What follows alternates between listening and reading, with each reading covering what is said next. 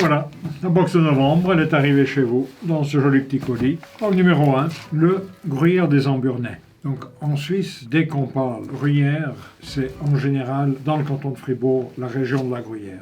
Mais vous allez aussi trouver des gruyères dans le canton de Vaud et des gruyères en Suisse allemande. Et c'est une chose qui est assez étonnante pour nous en Suisse, mais on a compris la chose parce que qu'est-ce qui s'est passé? Ce sont les fromagers qui se sont expatriés en Suisse allemande pour fabriquer le gruyère. Donc voilà, ça c'est le gruyère AOP de Suisse. Celui-ci, c'est un gruyère d'alpage, fabriqué pendant l'été 2022. Donc il a maintenant 18 mois, belle maturité. C'est à ce moment-là, quand on déguste un gruyère comme ça, qu'on commence à sentir les petits grains qui vont crisser sous la dent. Les Emburnais, on est dans un alpage du canton de Vaud. 2 fois de suite, il a eu le Swiss Cheese Award du meilleur gruyère d'alpage. Et c'est vraiment un produit de qualité que ce gruyère. C'est la famille Pitet qui le fabrique, père et fils, depuis plusieurs générations. En numéro 2, on vient en Valais avec un alpage qui n'est pas du tout connu, c'est l'alpage de la Pierre. Donc dès que je vous dis alpage de la Pierre, tout de suite vous allez penser à l'alpage de la Pierre dans le Val d'Illier, en dessus de Champéry.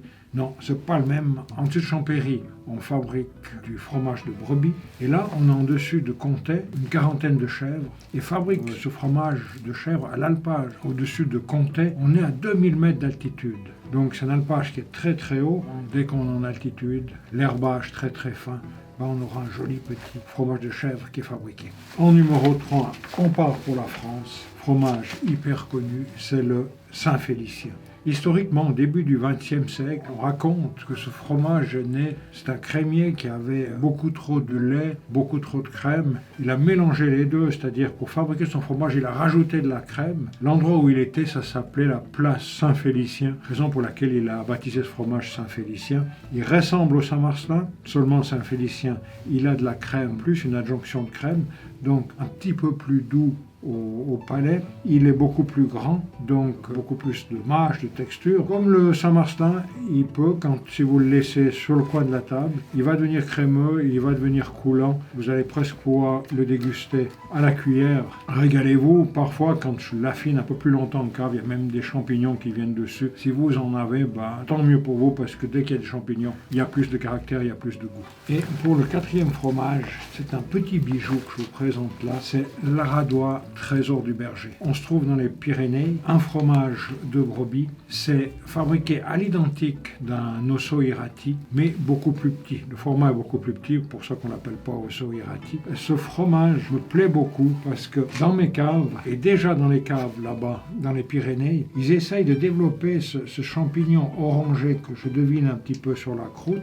et c'est ça qui va donner le goût au fromage, le goût un petit peu noisette. Malheureusement, c'est un champignon qu'on n'arrive pas à maîtriser. Autant dans les caves des Pyrénées, autant dans mes caves. Des fois, il se développe très très bien, puis des fois, il a de la peine à se développer.